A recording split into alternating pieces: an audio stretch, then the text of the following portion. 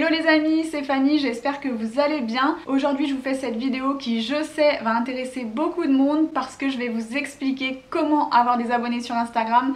C'est parti!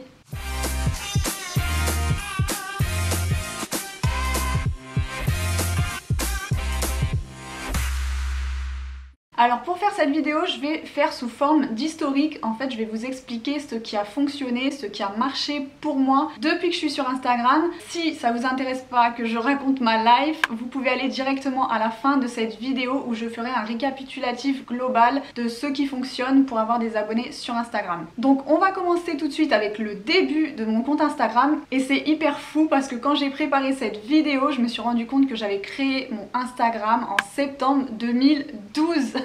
Ça fait 8 ans que j'ai Instagram, c'est un truc de dingue. En 8 ans il s'en est passé des choses, je vais tout vous expliquer. Je vais vous montrer de là où je suis partie jusqu'à aujourd'hui et ça va aller très vite puisque de 2012 à 2015 déjà, pendant 3 ans, je n'ai rien fait de professionnel sur Instagram. Au début c'était vraiment une application où on partageait des photos de tout et n'importe quoi. Donc je partageais mon chat, mon petit déjeuner, la vue de ma chambre, tout, vraiment tout. Je postais des photos qui ne voulaient rien dire, qui n'avaient aucune cohérence, qui n'étaient pas jolies. C'était pas du tout comme maintenant, c'était pas esthétique. Instagram, on voyait ça un petit peu comme Facebook mais avec des images. Voilà, de 2012 à 2015, il s'est rien passé de spécial. Mais c'est surtout à partir de l'année 2015 où je me suis rendu compte du potentiel que pouvait avoir Instagram parce que en fait j'ai été contactée tout simplement par des youtubeurs lyonnais qui étaient dans le fitness et qui m'ont proposé de faire des vidéos. Et du coup je m'en rappellerai toujours que j'avais dit à mon frère, est-ce que tu les connais? Il me propose de faire une vidéo, moi je sais pas ce que ça vaut, etc. Il m'avait dit quoi? Ils t'ont proposé de faire une vidéo? Mais vas-y tout de suite, ils ont au moins 500 000 abonnés, c'est énorme, etc.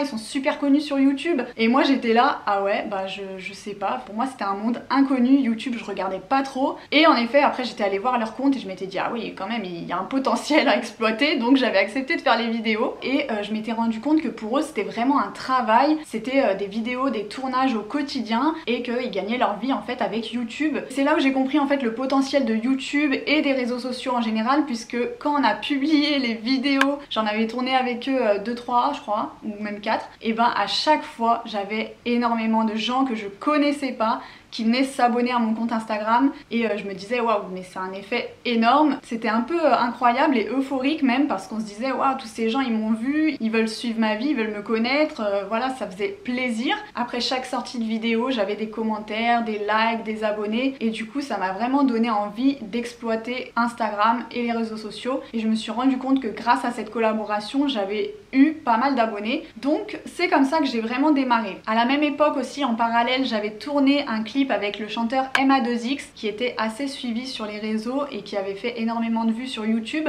donc ça aussi c'est une chose qui a contribué à me ramener beaucoup de followers par exemple. À partir de ce moment là c'est là où j'ai commencé à publier quotidiennement des photos un peu mieux, des photos de moi, des photos de fitness puisque j'étais un petit peu dans ce domaine du coup, et il n'y avait pas encore les stories donc c'était vraiment que les posts Instagram qui comptaient. Et j'ai même eu l'idée grâce à ça de faire une chaîne YouTube avec ma meilleure amie de l'époque. Vous avez dû le voir, le suivre passer un temps. Ça marchait plutôt bien, on était à fond, toutes les semaines on sortait une vidéo, on faisait les tournages, ça nous... Enfin personnellement moi ça me passionnait, j'étais hyper contente que ça fonctionne et que notre duo intéresse autant les gens. Donc pour moi c'était vraiment une perspective d'avenir on va dire et de travail. Donc moi je le voyais vraiment comme un objectif professionnel. C'était un monde merveilleux hein, on va dire, et évidemment il y a un gros revers de la médaille puisque je m'en rendais pas compte sur le coup mais j'étais vraiment engrainée là-dedans, entourée de gens superficiels. On va dire que je suis tombée un petit peu dans ce cercle vicieux. Plus on a des abonnés, plus on en veut. À force de voir ces youtubeurs, ces personnes avec qui j'étais entourée, je me suis dit moi aussi je veux faire comme eux. Je pense que j'idéalisais un peu trop. Donc voilà, c'était un petit peu euphorique mais un petit peu trop la tête dans les nuages. Et surtout en voulant réussir comme ça dans le superficiel, j'ai fait the big error, c'est que je suis tombée dans le panneau des applications pour avoir des abonnés gratuitement en masse. Donc je n'ai pas acheté d'abonnés, je n'ai jamais payé pour avoir des abonnés, attention. Mais c'est vrai qu'à cette époque-là, donc c'était en 2016 je crois, je voulais vraiment à tout prix des abonnés parce que c'était le début, j'étais aveuglée par ça je pense. Mais je me suis vite rendu compte que c'était pas la bonne technique hein. J'ai téléchargé des applications, c'est vrai, pour faire du follow to follow, pour avoir des abonnés plus rapidement. Évidemment c'était des abonnés de Turquie ou de Roumanie ou je ne sais pas où, de Chine. donc ça pouvait se voir à des kilomètres que c'était fake. Je l'ai pas fait longtemps, je sais pas vous dire combien j'ai eu de followers, c'était pas non plus énorme. Donc je crois qu'en 2016 j'avais passé les 10K, peut-être grâce un petit peu à ces applications. Je m'en veux maintenant à présent parce que c'est vrai que ensuite j'ai eu des retombées négatives, c'est-à-dire que Instagram il voit très bien quand vous utilisez des fausses applications, donc vous êtes shadowban un moment, on vous voit plus dans les hashtags, etc. Enfin même des fois mon compte était bloqué. Donc c'est vraiment une chose que je vous déconseille fortement de faire. Ne téléchargez aucune application pour avoir des faux abonnés et ne payez jamais des abonnés, ça se voit directement. En plus moi qui l'ai fait, je vois à des kilomètres les comptes qui ont fait la même chose. C'est flagrant quand on connaît le truc. C'est des comptes par exemple qui ont beaucoup d'abonnés et très peu de j'aime ou très peu de commentaires, ça se voit directement et moi ça me fait rire maintenant parce que je me suis dit moi aussi je suis tombée un petit peu dans ces travers on va dire, mais c'est une chose vraiment à ne pas faire. Donc quand je me suis rendu compte qu'en fait tout ça ne servait à rien, parce que je me suis dit mais Fanny, mais ça rime à quoi? T'as des gens, c'est des fakes, et ils voient pas tes photos, ils like pas, enfin en fait ça n'apporte rien, t'as aucune reconnaissance et c'est pas ça que je voulais montrer. Et en fait on m'avait tellement monté la tête, il faut des abonnés, tu peux vivre avec, tu peux gagner de l'argent avec des abonnés. J'étais entourée des mauvaises personnes, on va dire, vraiment je le répète. J'étais naïve, j'étais jeune et j'ai réussi à m'en sortir, à me remettre en question en 2017. J'ai commencé à m'éloigner de ces personnes et à me dire Fanny en fait faut travailler, c'est ce que tu voulais faire à la base avec tes chaînes YouTube, avec ton compte Insta. Là t'as pété un câble, maintenant tu reviens à la réalité et tu travailles. Et en fait je me suis dit réfléchis, remets-toi en question, pourquoi tu es sur les réseaux sociaux, qu'est-ce que tu veux vraiment montrer, pourquoi les gens doivent te suivre. C'est les questions auxquelles il faut répondre, c'est pas les gens te suivent comme ça à l'arrache, il faut apporter quelque chose. Et moi en fait mon but de base c'était vraiment de montrer mes shootings photos, mes défilés et surtout l'envers du décor, expliquer mon métier de mannequin parce que j'avais la chance de faire des shootings, des défilés, de travailler avec des marques et c'est exactement ça que je voulais montrer à la base des bases sur mes réseaux sociaux. Et je me suis dit Fanny, recentre-toi sur ça et là les gens viendront te suivre pour ce que tu es, pour qui tu es, pour ce que tu montres. Même si t'as pas énormément d'abonnés, t'auras des vrais abonnés fidèles et donc c'est ce que j'ai essayé de travailler à partir de 2017. Surtout qu'il y a eu mon voyage en Inde, donc je me suis vraiment remise en question et ça m'a permis de partager quelque chose de fort en fait, ce voyage en Inde, puisque c'est pas tout le monde qui fait ça. Donc il y a beaucoup de gens qui m'ont suivi à travers YouTube, à travers Instagram pour savoir comment se passait mon voyage de 3 mois en Inde, parce que partir vivre toute seule là-bas c'était quand même une aventure. Donc j'ai eu des abonnés grâce à ça, grâce à mon travail clairement, donc le mannequinat, puis les photos que je faisais pour les réseaux, puis je partageais mon quotidien. Et j'ai eu deux signes qui m'ont fait dire Fanny t'as eu raison de te recentrer, de te remettre en question, puisque tu vois ça fonctionne. Et c'est deux choses qui m'ont rapporté aussi beaucoup d'abonnés. La première c'est que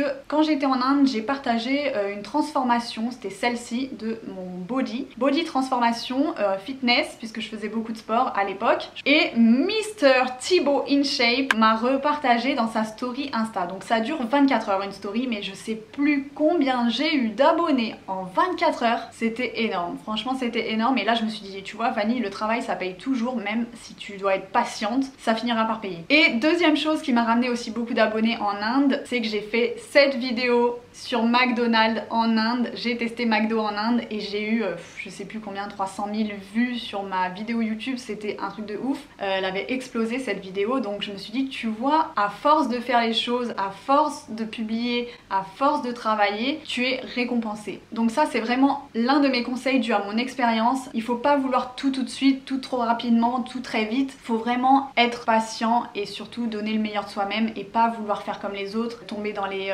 vices des réseaux sociaux. Ça marche un temps, ça marche très très vite sur du court terme, mais après sur du long terme ça fonctionne plus. Donc voilà, l'année 2017 ça a été un petit peu la remise en question. Ensuite je suis revenue de mon voyage en Inde, ma mentalité était complètement changée et en 2018 mon travail et ma persévérance on va dire ont encore payé, puisque j'ai réalisé encore un autre rêve on va dire, faire de la télévision. J'ai fait l'émission Les Reines du Shopping et je vais vous dire une chose, pareil ça m'a appris la patience, parce que je crois, si je me trompe pas, que j'avais déjà passé une première fois le casting en 2015 et que j'avais pas été prise, et en 2018 j'ai passé une deuxième fois le casting et cette fois-ci j'ai été prise, j'ai été retenue pour faire l'émission et je me suis dit tu vois ça sert à rien de courir, il faut partir à temps. Si je l'ai pas fait en 2015 c'est que sûrement j'étais pas prête, mais là en 2018 j'avais changé, j'avais évolué et c'est des signes un petit peu de la vie, moi j'y crois. Donc j'ai fait l'émission Les Reines du Shopping et c'est énorme ce qui s'est passé puisqu'en une semaine j'ai pris, mais je sais plus combien d'abonnés, j'arrive même pas à vous dire les chiffres, c'était tous les jours des centaines et des centaines d'abonnés. Pourtant sur l'émission on voit même pas mon nom de famille, on voit juste Fanny et les gens arrivaient quand même à me trouver. Et aussi ce qui est fou c'est que j'ai même pas gagné l'émission, donc j'ai pas gagné l'émission mais j'ai quand même gagné beaucoup de gens sur Instagram. Donc la télévision c'est aussi un très bon moyen, mais c'est très difficile d'y accéder. J'ai oublié de dire aussi que du coup depuis tout ce temps là je faisais encore du mannequinat, hein, je faisais pas que les réseaux sociaux, je publiais régulièrement sur Instagram tous les jours des photos de mes shootings, mes défilés, mon mode de vie, les backstage, etc. Si vous publiez plus rien, les gens vous oublient, donc il faut vraiment alimenter son compte Instagram tout le temps. Et du coup avec le mannequinat je travaillais pour des marques, donc ils me repartageaient régulièrement sur leur story, sur leur compte Instagram, en identifiant mon compte. Donc j'avais beaucoup de gens aussi qui revenaient s'abonner à moi. Évidemment quand je fais aussi des collaborations, quand je vous montre des produits, j'ai eu des grosses marques qui ont repartagé. J'ai par exemple la marque Benefit qui m'a partagé, c'était énorme. Donc des fois il suffit vraiment d'une photo, d'une publication, mais voilà, il faut la faire. Donc il faut créer régulièrement du contenu. Et la dernière chose qui m'a ramené du monde sur Instagram, c'était il y a un peu plus d'1 an, c'était en 2019, puisque j'avais tourné une vidéo avec Pierre Cross et Benjamin Verica sur leurs 2 chaînes YouTube.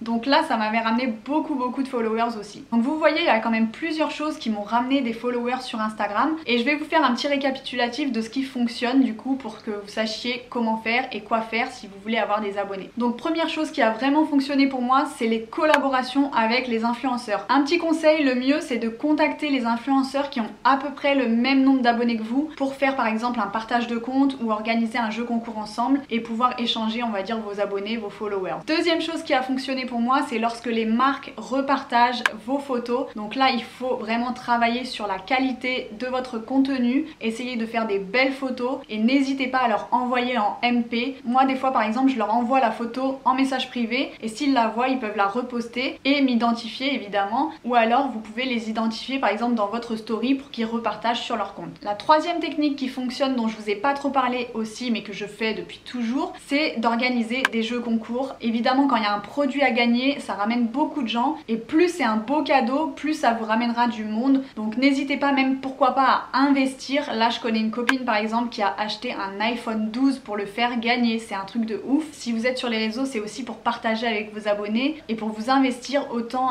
dans le contenu que dans les produits que vous proposez. En parlant d'argent justement, la quatrième technique que je vous donnerai pour avoir des abonnés sur Instagram, c'est de sponsoriser votre contenu. Parfois ça m'arrive de sponsoriser des photos et notamment par exemple les jeux concours, comme je vous disais juste avant. Déjà que les jeux concours ramènent du monde, si en plus vous sponsorisez, ça va doubler la visibilité, même tripler, tout dépend de l'argent que vous mettez, donc n'hésitez pas encore une fois à investir. Cinquième astuce que je vous donnerai pour avoir des abonnés sur Instagram, c'est le follow to follow, on va dire, mais d'une manière plus qualitative. C'est-à-dire que vous sélectionnez vraiment les gens que vous allez suivre, et aussi il ne faut pas seulement s'abonner, mais liker leurs photos, commenter leurs photos, échanger avec les gens via les commentaires, via les messages privés. Moi je réponds beaucoup à mes abonnés, il y en a plein qui me disent ah toi tu réponds, les autres ils répondent pas, et franchement ça fait la différence. À la base il faut se rappeler qu'Instagram c'est vraiment un réseau social pour partager et échanger, donc si vous n'êtes pas là pour ça vous n'aurez pas vraiment de retour des gens. Donc un petit conseil, par exemple vous mettez 1 heure dans la semaine où vous faites du follow to follow, vous cherchez les comptes qui vous intéressent, vous allez dans les hashtags et vous suivez les gens qui ont à peu près les mêmes centres d'intérêt que vous. Par contre une chose c'est que moi je vois des filles qui commentent toujours les mêmes trucs et là ça paraît un petit peu trop. C'est une technique mais moi je dirais il faut le faire quand même assez honnêtement et sincèrement. Faut pas juste donner pour attendre un retour, faut être honnête dans vos commentaires, être honnête dans vos échanges et créer vraiment un lien en fait avec vos abonnés. Pour moi mes abonnés c'est comme des potes. Et enfin je vais finir cette vidéo avec une toute dernière astuce, un dernier conseil en disant qu'il ne faut jamais rien lâcher, qu'il faut toujours persévérer, mais ça je pense que vous le savez à force, tout le monde vous le répète, mais c'est vrai, ça paye toujours au bout d'un certain temps. Il faut plutôt voir sur le long terme. Les réseaux sociaux c'est toujours en action, toujours en interaction, et si votre vidéo YouTube par exemple elle marche pas aujourd'hui, peut-être qu'elle marchera demain. D'ailleurs j'ai un bel exemple à vous donner, c'est que j'avais sorti une vidéo en 2017 sur l'électrostimulation et franchement elle faisait 1000 vues je crois, 2000 vues maximum, mais une fois qu'il y a eu un reportage sur Capital en 2020, ma vidéo sur YouTube elle a explosé, là elle est à 50 000 vues je crois à peu près, donc vous voyez comme quoi il faut être très patient dans ce milieu. Quand ça paye, ça fait vraiment plaisir de voir que le travail qu'on a accompli on l'a pas fait pour rien, donc vraiment donnez toujours le meilleur meilleur de vous-même, essayez de partager au maximum, de créer du contenu régulièrement et je vous assure que vous allez réussir comme ça. Donc voilà, je pense que je vous ai à peu près tout dit, je vous ai fait mon historique, je vous ai donné les conseils aussi à appliquer, vous me direz ce que vous en pensez et si vous avez d'autres techniques, n'hésitez pas à les mettre en commentaire pour aider les autres parce que c'est vrai que l'algorithme Instagram évolue beaucoup avec les années. Peut-être qu'il y a d'autres choses qu'on peut faire pour améliorer la visibilité, donc n'hésitez pas à nous donner vos astuces. Sur ce, j'espère que cette vidéo vous aura plu, n'hésitez pas à liker, à vous abonner comme d'habitude. Je vous fais plein de gros bisous et je vous dis à très bientôt pour une nouvelle vidéo et un nouveau sujet. Ciao!